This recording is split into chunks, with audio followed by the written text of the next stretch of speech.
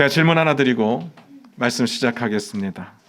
사랑하는 성도 여러분, 여러분은 어떤 것이 이 땅에 살면서 승리하는 것이라고 생각하십니까?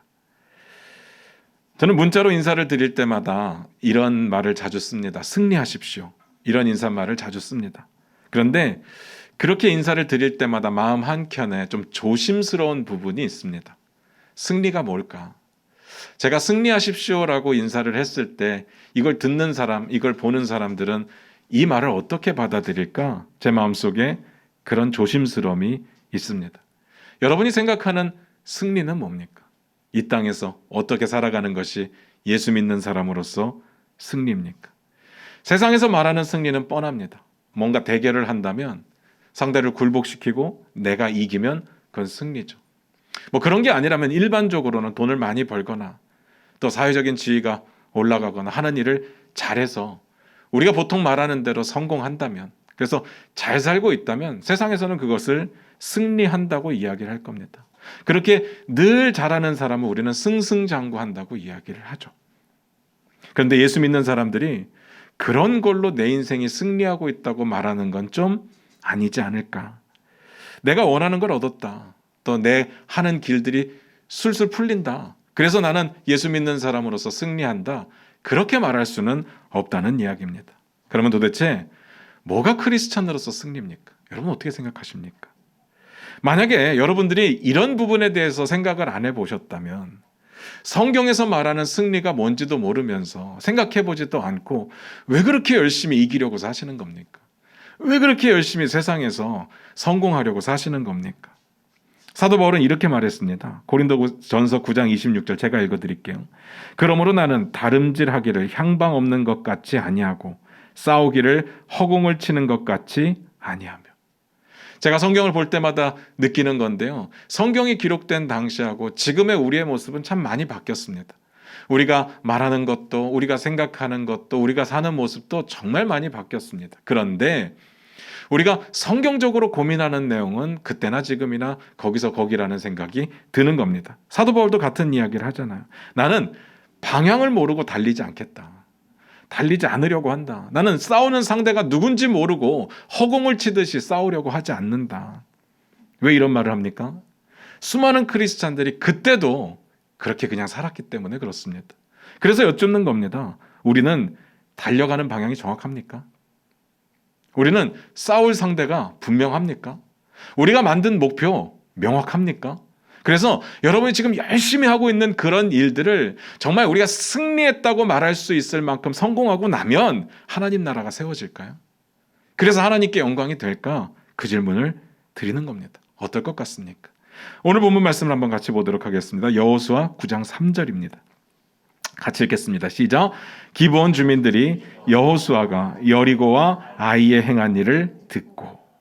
오늘 본문 말씀이 이렇게 시작을 했습니다. 기브온 주민들이 여호수아가 여리고와 아이에서 행한 일을 들었다. 언제부터인지는 정확하게 모르겠지만 우리가 보니까 가나안에 살고 있는 족속들은 계속해서 이스라엘 백성들의 그 행적에 대해서 궁금함을 가지고 있었습니다. 관심이 다 그쪽에 쏠려 있었습니다. 그래서 이스라엘이 이랬대더라, 이스라엘이 저랬대더라, 늘 이야기에 관심이 있었습니다. 왜 그러냐면 일단 그들의 행보가 너무 파격적이잖아요.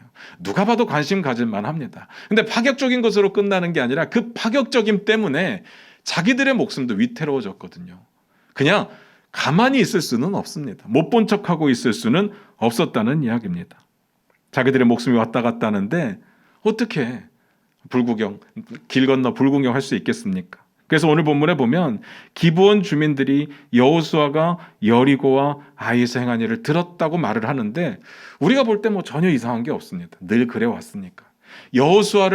여호수아서를 처음 시작하면서부터 이 이야기를 들어왔기 때문에 우리는 익숙합니다. 더 정확하게 말씀드리면 우리 입장에서만 보면 우리가 라합 이야기할 때부터 이 이야기를 들었습니다. 한번 찾아볼게요. 여호수아 2장 10절 11절입니다. 같이 읽겠습니다. 시작. 이는 너희가 애굽에서 나올 때 여호와께서 너희 앞에서 홍해 물을 마르게 하신 일과 너희가 요단 저쪽에 있는 아모리 사람의 두 왕 시온과 옥에게 행한 일 곧 그들을 전멸시킨 일을 우리가 들었음이니라. 우리가 듣자 곧 마음이 녹았고 너희로 말미암아 사람이 정신을 잃었나니 너희 하나님 여호와는 위로는 하늘에서도 아래로는 땅에서도 하나님이시니라. 라합이 뭔 이야기를 하는가 하면요, 야, 너네 이스라엘에 대한 이야기 우리가 많이 들었다. 출애굽한 이야기, 홍해바다 건넌 이야기, 요단강 동평에 그 강력했던 왕들을 전멸시킨 이야기를 다 들었다. 그래서 다 듣고 나니까 너무 무섭다. 우리가 두렵고 떨린다. 마음이 녹는 것 같다. 그래서 하는 말인데, 야, 니네 하나님이 진짜 하나님이고 그 하나님이 온 천하의 하나님이 되시니까 내 하나님도 되신다. 그러니까 나를 좀 살려주라. 나와 내 가족을 살려주라. 그렇게 간청하는 내용입니다.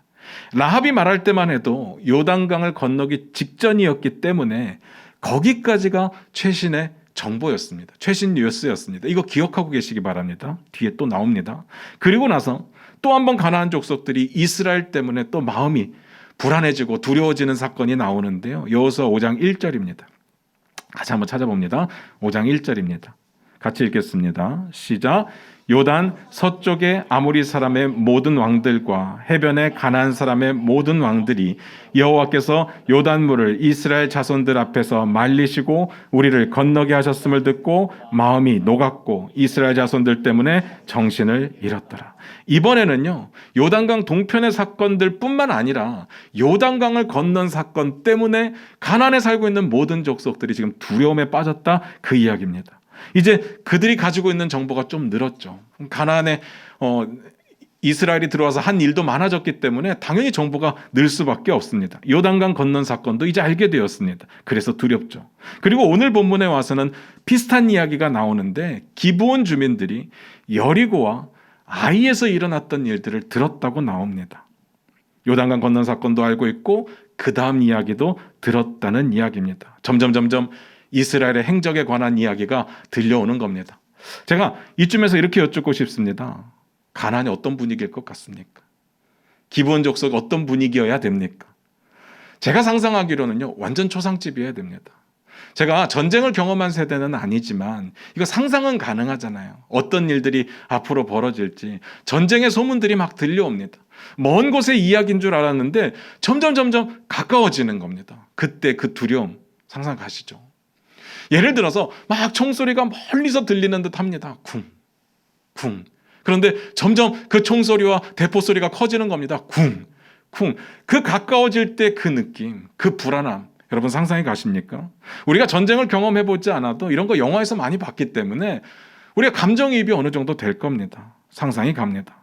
기브온이 요단강 동편의 이야기를 듣고 두려워하고 있었는데 요단강을 건넌 이야기를 들었습니다. 더 두렵죠. 그런데 그 안에서 여리고가 무너지고 그 안에서 아이가 무너지는 일을 들었습니다. 왜냐하면 기브온도 가나안 족속이기 때문에, 기브온도 가나안에 살고 있었기 때문에 그런 이야기들이 점점 자기들에게로 목을 조여하는 것 같이 가까워지는 것을 느꼈다는 이야기입니다.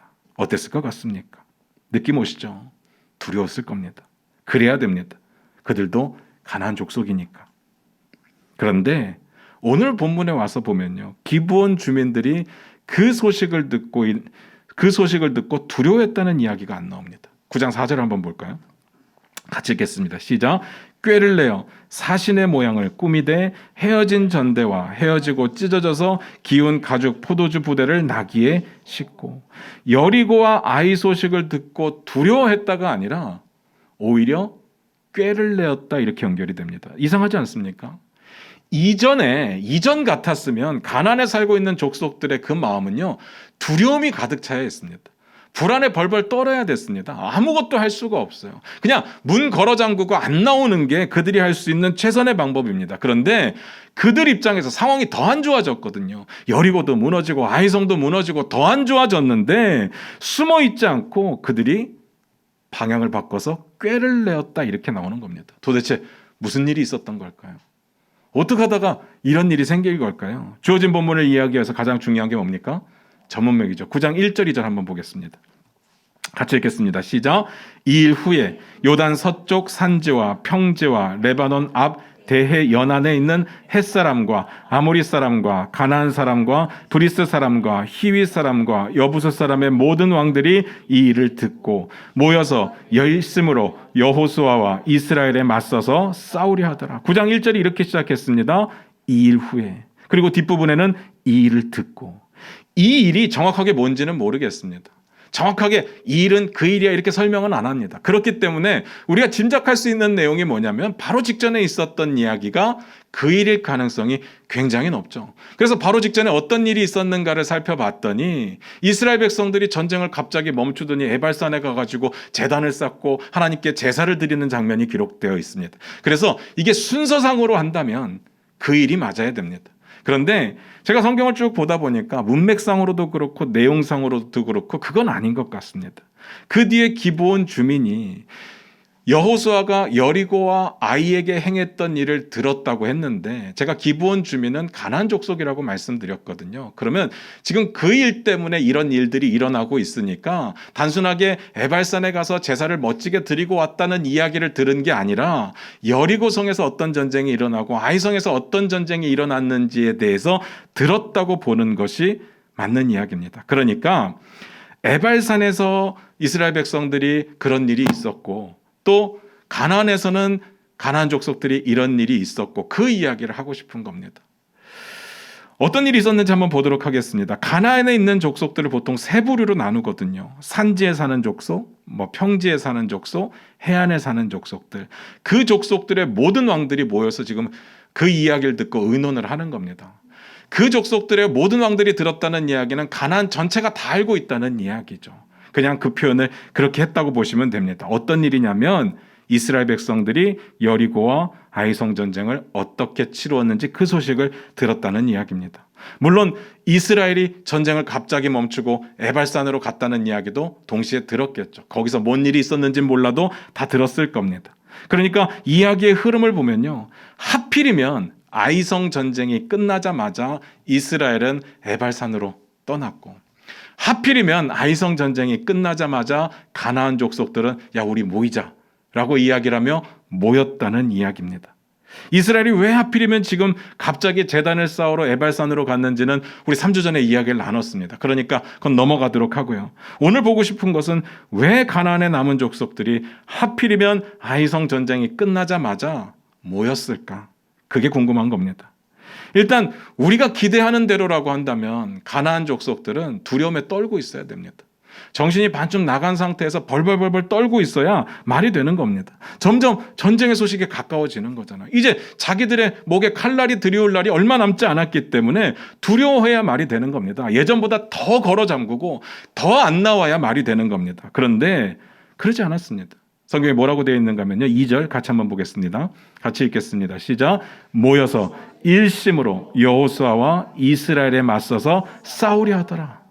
아니 왜들 갑자기 이렇게 용감해진 걸까요? 어디서 힘을 얻어서 갑자기 싸울 용기가 생긴 걸까요? 기브온도 그렇고, 기브온도 막 꾀를 냈다고 했는데 예전 같으면 이거 상상이 안 되는 일이거든요.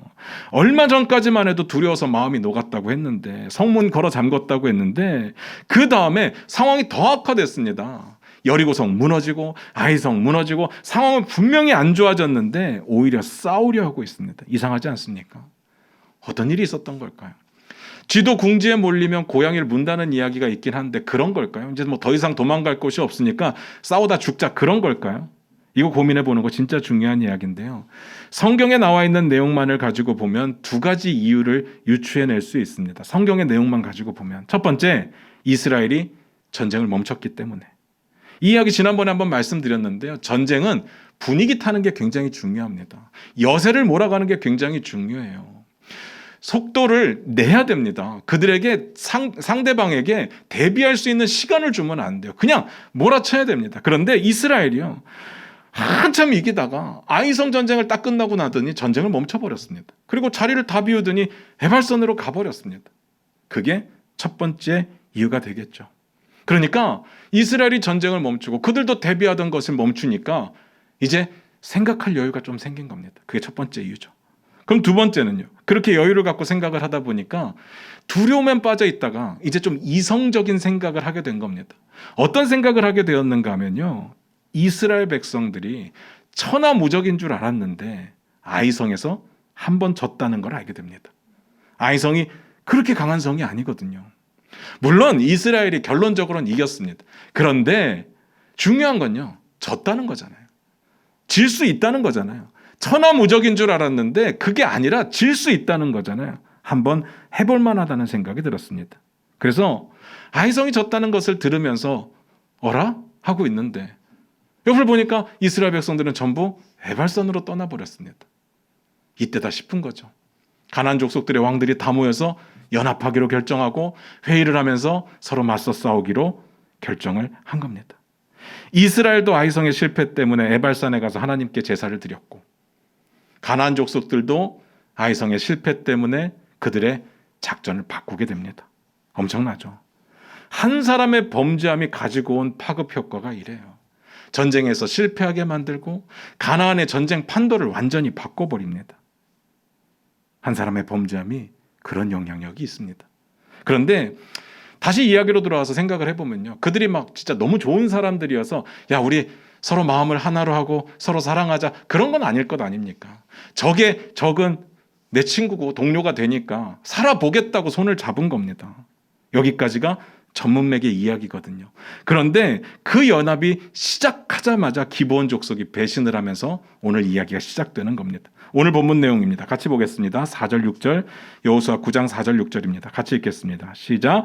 꾀를 내어 사신의 모양을 꾸미되 헤어진 전대와 헤어지고 찢어져서 기운 가죽 포도주 부대를 나귀에 싣고 그 발에는 낡아서 기운 신을 신고 낡은 옷을 입고 다 마르고 곰팡이가 난 떡을 준비하고 그들이 길갈 진영으로 가서 여호수아에게 이르러 그와 이스라엘 사람들에게 이르되 우리는 먼 나라에서 왔나이다. 이제 우리와 조약을 맺읍시다 하니. 방금 읽었던 구절에 보니까요. 기브온 족속이 꾀를 내었는데 어떤 꾀를 내었는지에 대해서 쭉 소개를 하는 겁니다. 이스라엘 백성들에게 사신을 보내는데 그 사신을 꾸몄다고 되어 있어요. 그들에게 낡은 전대를 들게 하고 낡은 가죽 부대를 들게 하고 낡은 신을 신게 하고 또 낡은 옷을 입게 하고 또 음식을 들고 오는데 마르고 곰팡이 핀 떡을 들고 가게 해서 이스라엘 백성들을 만나게 했다는 이야기입니다. 누가 봐도 고생 좀 한 것 같죠. 이유는요. 6절 끝에 나오는데 우리는 먼 나라에서 왔습니다. 그렇게 보이고 싶어서. 앞에서 제가 말씀드렸는데요. 기브온 족속들은 가나안 족속 중에 하나였습니다. 가나안 땅에 살고 있는 사람들이었다고요. 먼 나라에서 올 수가 없습니다. 그런데 먼 나라에서 온 것처럼 보이고 싶어서 그렇게 꾸몄다는 이야기입니다. 거짓말이죠. 속임수입니다. 왜요? 이스라엘과 조약을 맺으려고. 일단 가까이서 왔다고 하면 죽여버릴 것 같으니까 최대한 멀리서 왔다는 걸 보여주고 싶은 겁니다. 그래서 행색을 그렇게 꾸몄던 겁니다. 그렇게 속여서 화친을 맺기만 한다면, 그래서 성공하기만 한다면 안 싸워도 되거든요. 일단 목숨은 부지할 수 있으니까. 그런데 여호수아도 만만치 않죠.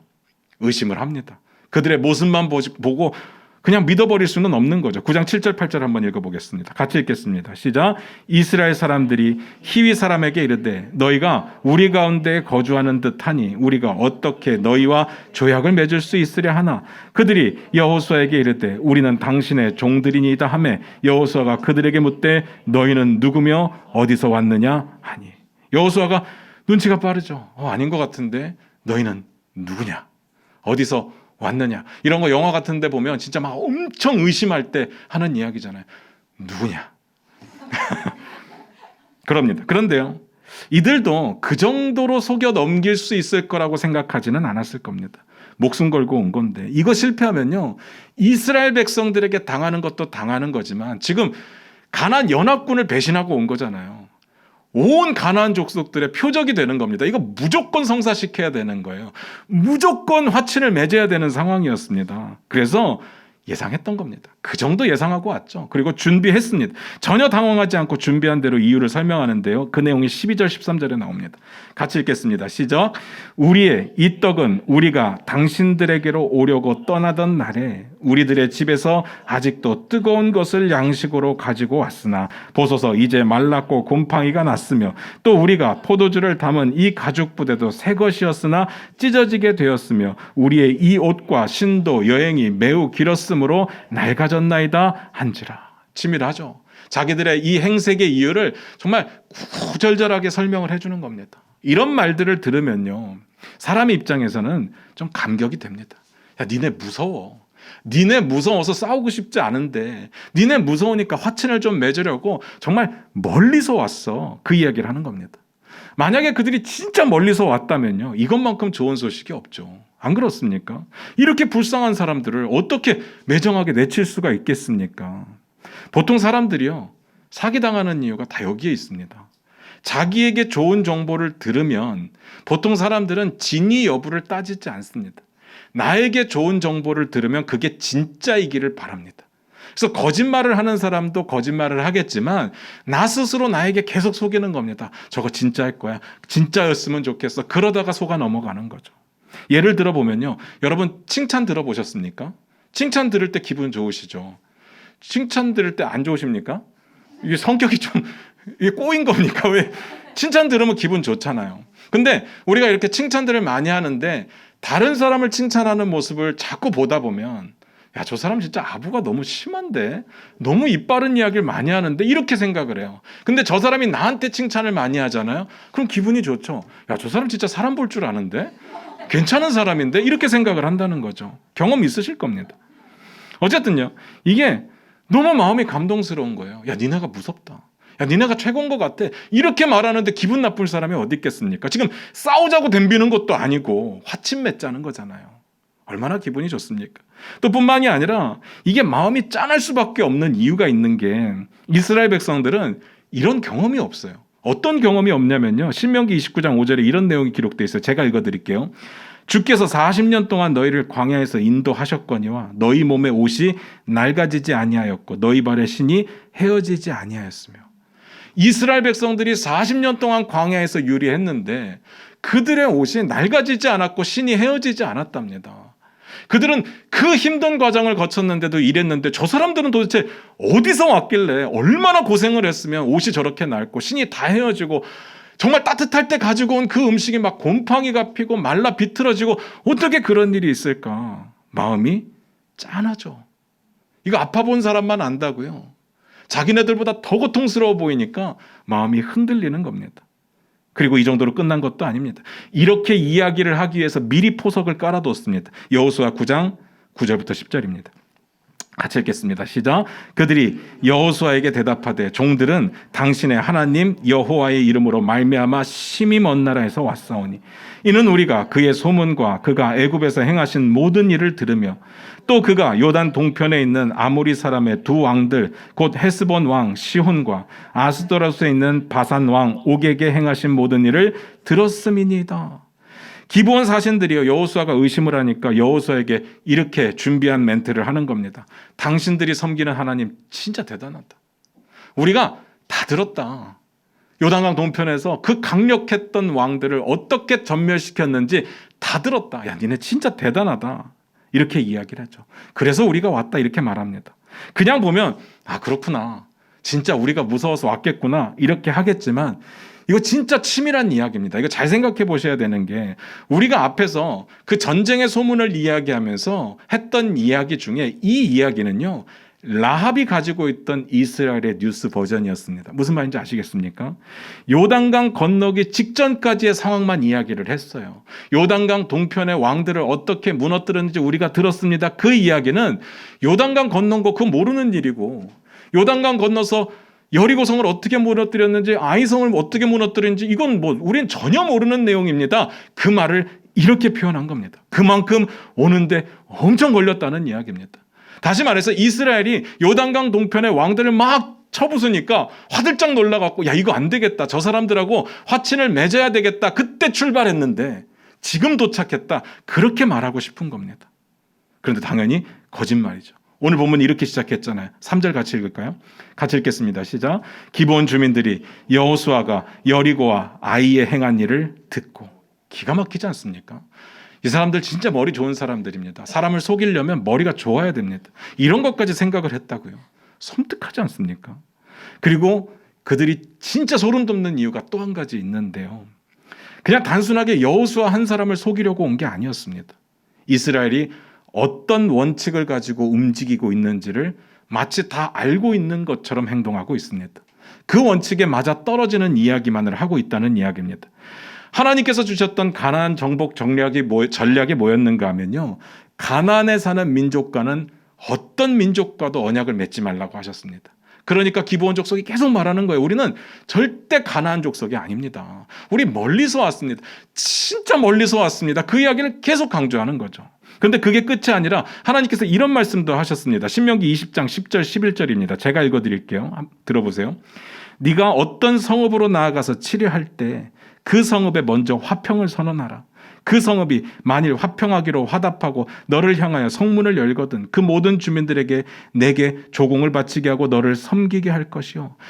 이 이야기가 어떤 이야기인가 하면 가나안에 속하지 않은 족속들에게 나아갈 때 먼저 화평을 선포하고 그들이 화평을 받아들여서 성문을 열면 그냥 화친을 맺는 게 아니라 야, 우리 섬겨, 우리에게 조공을 바쳐, 그런 식으로 화친을 맺으라고 이야기를 한 겁니다. 마치 이 내용을 다 알고 있는 것 같아요. 하나님께서 이스라엘 백성들에게 명령하신 내용을 다 알고 있는 것 같습니다. 그러니까 대뜸 이렇게 말하는 거예요. 9장 11절 같이 읽을까요? 같이 읽겠습니다. 시작.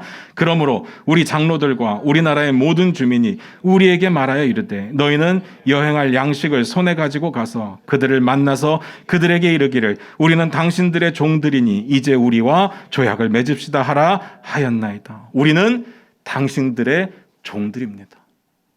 싸우자는 게 아니라니까요.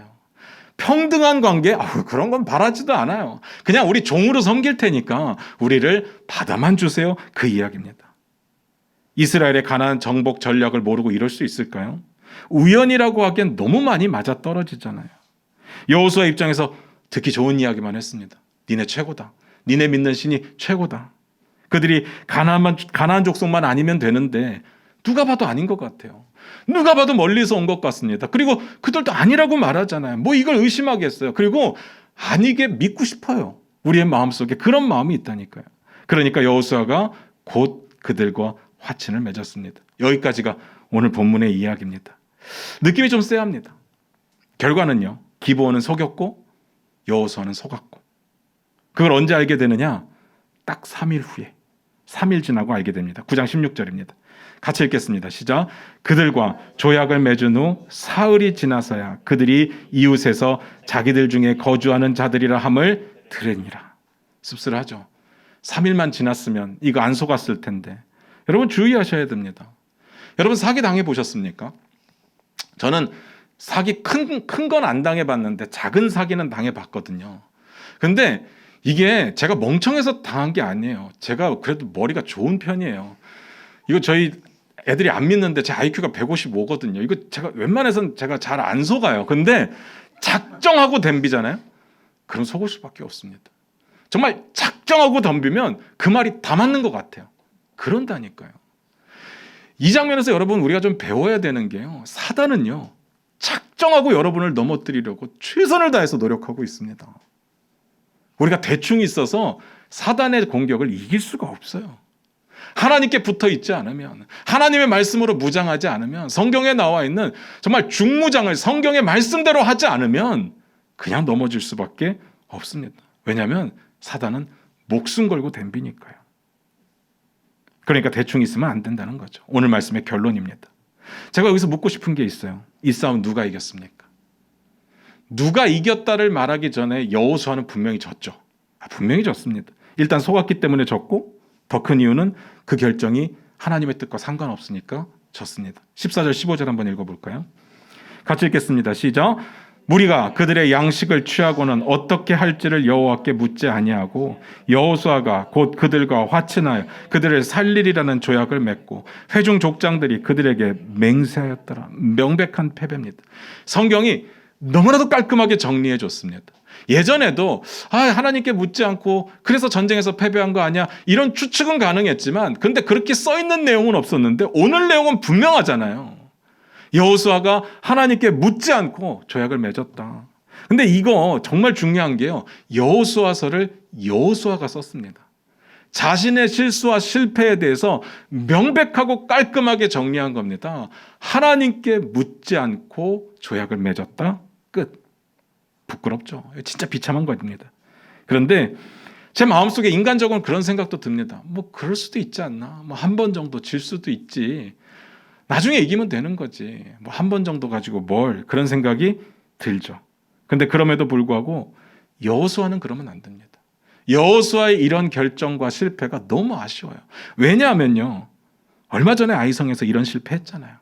바로 직전의 일입니다. 뭐 엄청 시간이 지난 것도 아니고 바로 직전의 일이에요. 한 번 잘못했으면, 한 번 실패했으면 신경 썼어야죠. 주의했어야죠. 하나님께 한 번 더 묻고, 한 번 더 묻고, 정말 돌다리도 두드려보고 싶은 심정으로 묻고 따지고 가서 하나님 앞에 순종했어야 되는데 그러지 않았다는 이야기입니다. 게다가 에발산과 그리심산에서 어떤 일이 있었습니까? 축복과 저주를 선포하고 우리가 하나님의 말씀대로 순종하겠습니다. 다짐하고 나섰던 시점이었습니다. 거기서 하나님 앞에 번제를 드리고요. 하나님께 용서받았고요. 화목제를 드리고 하나님과 깨어졌던 어색했던 관계가 회복됐습니다. 화목제의 고기를 가지고 온 민족이 나눠 먹으면서 축제를 벌였습니다. 너무 행복한 시간이에요. 하나님과 동행하는 너무 행복한 시간을 지나고 나서 바로 이어서 이런 실수를 했다는 겁니다. 아쉽죠. 요즘 코로나 때문에 제가 가장 아쉽게 느껴지는 게 뭐냐면요. 선교를 못 간다는 거예요. 선교 못 가는 게 너무 아쉬워요. 선교 가면 정말 여기서 느낄 수 없는 진짜 짜릿한 감동과 감격이 있거든요. 그게 안 되니까 힘듭니다. 그런데 선교가 감동스러운 만큼 우리가 진짜 조심해야 되는 부분이 있습니다. 제가 선교가 끝나는 날 항상 하는 이야기가 있는데 이런 이야기입니다. 여러분 은혜 많이 받으셨습니까? 그런데 집으로 돌아가면 여러분이 맞이할 형편은 그대로일 겁니다. 아무것도 변한 게 없습니다. 은혜 받은 사람은 여러분밖에 없습니다. 여러분을 괴롭히는 또라이 같은 사람 그대로 또라이고, 여러분을 괴롭히는 재정적인 환경과 여러 가지 어려움들 그대로 남아 있습니다. 그러니까 실망하지 마십시오. 이 말을 꼭 합니다. 왜냐하면요, 은혜 받았을 때 무너지기가 제일 쉽거든요. 우리가 은혜 받으면 은혜 받은 그 사랑의 눈으로 모든 걸 바라보려고 합니다. 세상이 너무 아름다워요. 너무 좋습니다.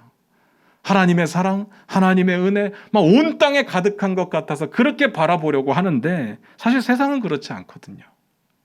우리가 세상을 아름답게 보는 건 굉장히 좋은 일이지만 성경은요, 우리가 비둘기처럼 순결하라고도 이야기를 하지만 뱀처럼 지혜로우라고도 이야기하거든요. 세상을 아름답게만 보는 게 하나님의 뜻이 아니라 사단의 전략과 계략을 구별해내는 것이 하나님의 뜻입니다. 그런데 그러지 않고 좋게만 본다? 당연히 무너집니다. 이스라엘의 에발산에서 얼마나 좋았겠습니까? 너무 행복하잖아요. 영적으로 충만하고 이스라엘 백성들 간에 너무 행복한 시간들을 보냈습니다. 그런데 동시에 그때 어떤 일이 있었는가 하면 가나안 족속들은 전부 모여가지고 연합해서 이스라엘을 상대로 싸우기로 결정하고 그들 중에 기브온 족속은 어떻게 하면 이스라엘을 철저하게 속일 수 있는가 그거 준비했다는 이야기입니다. 무슨 말인지 아시겠습니까? 상황과 현실은요, 내가 은혜 받은 거하고 아무 상관없어요. 늘 그대로입니다. 하나님을 잘 믿는다고 해서 우리의 상황과 형편이 비례적으로 좋아진다? 사실 그런 일은 없을 겁니다. 그럼 어떻게 합니까? 내가 바뀌어야죠. 내가 바뀌어야 됩니다. 상황을 이길 수 있는 사람으로 바뀌어야 됩니다. 하나님의 말씀대로 순종하고 하나님의 말씀을 따라 사는 사람으로 바뀌어야 된다는 이야기입니다. 여호수아가 그걸 놓쳤습니다. 그래서 실패하는 거죠. 여호수아는 이 전쟁에서 졌습니다. 여호수아의 모습을 보면서 우리가 세상에서 왜 자꾸 지는지 이제 아시겠습니까? 세상은 우리를 필사적으로 속이려고 하고 있습니다. 정말 필사적으로. 내가 은혜를 받든지 말든지 상관없이 진짜 넘어뜨리려고, 무너뜨리려고 필사적으로 노력합니다. 그렇다면 우리도 필사적으로 방어해야죠. 필사적으로 하나님의 말씀을 찾아야 되고, 필사적으로 하나님의 말씀을 깨달아야 되고, 필사적으로 하나님의 말씀대로 순종해야 됩니다. 그런데 대부분 안 그러죠. 대부분 안 그래요. 예전에 내가 받았던 은혜로 충분하다고 생각합니다. 내가 믿음에 대해서, 교회 생활에 대해서 좀 안다고 생각을 합니다. 그렇게 대하니까 질 수밖에 없습니다. 세상은 필사적인데 우리는 필사적이 아니거든요. 여기까지 이해가 되십니까? 그렇다면 이렇게 여쭤볼게요. 그러면 기브온 족속들이 이 전쟁에서 승리한 것입니까? 어떨 것 같습니까? 전 아니라고 생각합니다. 제가 여리고성 전쟁 전에 이런 이야기를 드렸어요. 그렇게 두려우면 나와서 항복하면 되지. 그렇게 두려우면 하나님 앞에 무릎 꿇으면 되지. 왜 버티는데? 이해가 안 갑니다. 그렇게 말씀을 드렸어요. 그러면서 그때 라합 이야기도 드렸잖아요. 근데 기브온 족속이 라합처럼 안 했습니다. 기브온 족속이 진짜 하나님이 두려웠다면 어떻게 이스라엘 백성들을 속여 넘길까 그걸 고민할 게 아니라 라합처럼 하나님 앞에 무릎 꿇고 하나님의 자비를 구할 것을 고민했어야 되는데 안 했습니다. 그리고 오늘 보니까요. 오늘 보면 어디에도 하나님을 자기의 하나님으로 고백하는 장면이 없습니다. 시종일관 여호수아를 어떻게 속일까? 어떻게 화친을 맺을까? 어떻게 살아남을까? 그것만 보이죠. 결국은요. 그들 살아남습니다. 종이 되죠. 그런데 하나님의 백성이 되지는 못합니다. 이걸 가지고 승리라고 말할 수는 없습니다. 그들이 원하는 것 충분히 얻었습니다. 세상에서 필요한 것 다 얻었습니다. 그런데 그게 하나님의 관점에서 승리는 아니라는 이야기입니다. 가나안의 나머지 족속들이 기브온을 바라볼 때는 제 생각하고 좀 다를 수 있어요. 우리 다 같이 모여서 연합했잖아요. 함께 힘 모아서 이스라엘 상대로 합시다 했는데 기브온 족속이 치사하게 배신을 했어요. 가서 화친을 맺더니 목숨을 보장받았습니다. 정말 얄밉죠. 배신감이 정말 너무 많았을 겁니다. 그런데 한편으로는 부럽죠. 저들은 안 죽잖아요. 생명을 보장받았잖아요. 근데 제가 말씀드리고 싶은 것은 주변에서 우리를 부러워한다고 우리 인생이 성공한 건 아니라는 겁니다. 기준을 그런 식으로 세우면 안 됩니다. 하나님의 역사 속에서 성공하려면 하나님의 역사의 프레임 안으로 들어가셔야 됩니다. 하나님의 뜻을 구하고 하나님의 뜻에 순종하고 하나님과 함께 동행해야 됩니다. 그래서 이번 전쟁은요. 승자가 없습니다. 패자만 남는 전쟁이었습니다. 세상은 어떻게 평가할지 모르겠지만 이번 전쟁은 패자만 남았습니다. 저는 기브온의 모습을 보면서 이런 사람들이 떠올랐습니다. 하나님의 곁에 머물면서 하나님을 왕으로 인정하지 않는 사람들. 예수님을 믿는다고 말하면서 예수님을 주인으로 인정하지 않고 순종하지 않는 사람들. 교회는 나오는데 하나님 나라를 살아낼 마음은 전혀 없는 사람들. 그저 마음의 평안함을 위해서 좋은 말씀 듣고 나 좋은 사람 되기 위해서 봉사하는 그런 사람들 떠올랐습니다. 그런 사람들은 어쩌면 자기를 위해서 예수님을 이용하고 있는지도 모르겠습니다. 제가 하나님 나라 엄청 강조하잖아요. 근데 하나님 나라는요. 우리의 철학 가운데 있고 이상 가운데 있는 그런 나라가 아닙니다. 하나님 나라는 삶으로 살아내는 나라입니다. 하나님의 뜻을 발견했으면 순종하고 안 되더라도 목숨 걸고 몸부림치면서 살아내는 것이 하나님 나라를 살아내는 겁니다. 그런데 그렇게까지 할 마음은 없어요. 무슨 교회를 그렇게까지 다닙니까? 너무 빠지지 말아야죠. 그냥 좀 우아하게 종교활동 하고 싶은 겁니다. 이 땅에서는 마음 편안하게 살고 죽어서는 천국 가고 싶은 겁니다. 그런 사람들이 있습니다. 아니 많죠. 어쩌면 대한민국 교회가 그런 사람들을 만들어냈는지도 모르겠습니다. 교회에서 항상 했던 이야기가 뭡니까? 예수 믿으면 복 받는다. 예수 믿으면 승리하고 예수 믿으면 잘 되고 예수 믿으면 부자 되고 예수 믿으면 건강하고 예수 믿으면 병 낫고 우린 그런 것만 생각했습니다. 그게 없지는 않겠죠. 근데 예수 믿는 것의 전부가 그건 아닐 겁니다. 분명히 주님은 고난도 이야기를 하시고 우리 가운데 어려움이 있을 거라고 말씀도 하십니다. 그런데 그 부분은 말하지 않습니다. 잘된 것만이 그리스도를 믿는 믿음의 성공처럼 보여줬습니다. 그러니까 코로나가 휩쓰니까 흔들리는 겁니다. 내가 생각했던 신앙생활은 이런 건 아니거든요. 뭐 이렇게 사람들이 싫어해요. 나 그러면서까지 교회 다닐 이유가 없죠. 이런 위험을 감수하면서까지 신앙생활을 뭐하러 합니까? 나 기분 좋으려고 하는 건데 평안하려고 하는 건데. 말씀 마무리 짓겠습니다. 사랑하는 성도 여러분, 우리는 세상에서 크리스찬으로서 승리하고 계십니까? 누구와 싸우고 있는지를 아시겠습니까? 그리고 어떤 목표를 가져야 되고 어떻게 이겨야 되는지도 아시겠습니까? 이거 모르면요 질 수밖에 없습니다. 예수님께서 제자들에게 야 정신 차려, 야 잠들면 큰일 나, 그렇게 겟세마네 동산에서 말씀하신 게 아니잖아요. 시험에 들지 않게 깨어 기도해라. 마음에는 원이로되 육신은 약하도다. 깨어만 있으면 뭐합니까? 무너지는데. 하나님께 구해야죠. 하나님의 뜻을 구해야죠. 하나님의 말씀 가운데로 들어가야죠. 기도하셔야 됩니다. 마음을 굳게 먹어서 될 문제가 아니라니까요. 몸은 약하다고 말합니다. 우리의 정욕 가운데 쉽게 무너진다는 이야기입니다. 마음만 가지고는 안 됩니다. 제가 앞에서 그런 거 물었습니다. 뭐가 세상에서 크리스찬으로 성공하는 겁니까? 승리하는 겁니까? 세상에서 정해놓은 결과, 승리의 결과에 우리의 삶을 맞추는 게 세상에서의 승리가 아닙니다. 세상에서는요, 돈 많이 벌고 성공하고 잘 되면 그걸 성공이라고 말한다니까요. 근데 교회에서 말하고 성경에서 말하는 승리는 그런 승리가 아닙니다. 하나님의 뜻에 얼마나 순종하고 있느냐, 하나님께 얼마나 가까이 가고 있느냐, 그게 우리의 승리 아니겠습니까? 내 삶의 자리에서 세상 사람들은 돈 가지고 갑질을 하고 우리를 힘들게 하고 자기가 가진 권력으로 우리를 어렵게 해도 나는 좀 덜 가진 것 같고 모자르게 가진 것 같지만, 나는 힘이 없어서 늘 약한 것 같지만, 그 가운데 하나님의 뜻이 가난한 사람을 돕고 서로 사랑하고 용서하고 정직하고 순결하고 거룩하라고 명령하시니까 그것과 상관없이 나는 하나님의 뜻을 따라서 그렇게 살겠노라고 몸부림치며 사는 것이 승리고 성공 아니겠습니까?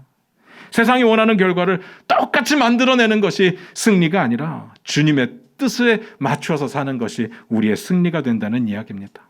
어떻게든 주님께 붙어 있을 때만 승리입니다. 왜냐면요, 우리 주님이 이렇게 선포하셨거든요. 이것을 너희에게 이르는 것은 너희로 내 안에서 평안을 누리게 하려 함이라. 세상에서는 너희가 환난을 당하나 담대하라. 내가 세상을 이겼노라. 주님이 승리하셨기 때문에 우리는 주님의 승리가 내 승리가 돼야 되는 겁니다. 내 능력으로는 안 돼요. 주님의 승리가 내 승리가 될 때 내가 이 땅에서의 삶도 크리스찬으로서 승리하는 삶이 되지 않겠습니까? 여러분은 이미 승리의 삶을 살고 있어야 되는 겁니다. 이기는 삶을 살고 있어야 되는 겁니다. 그런데 왜 지는 것 같이 느껴지느냐? 세상이 만들어 놓은 기준대로 살려고 하니까. 나는 주님 안에서 승리했는데, 주님 안에서 이미 이기고 있는데 세상이 만들어 놓은 기준에서는 자꾸 못 미치는 것 같으니까 이걸 내려놓고 자꾸 저쪽으로 가는 겁니다.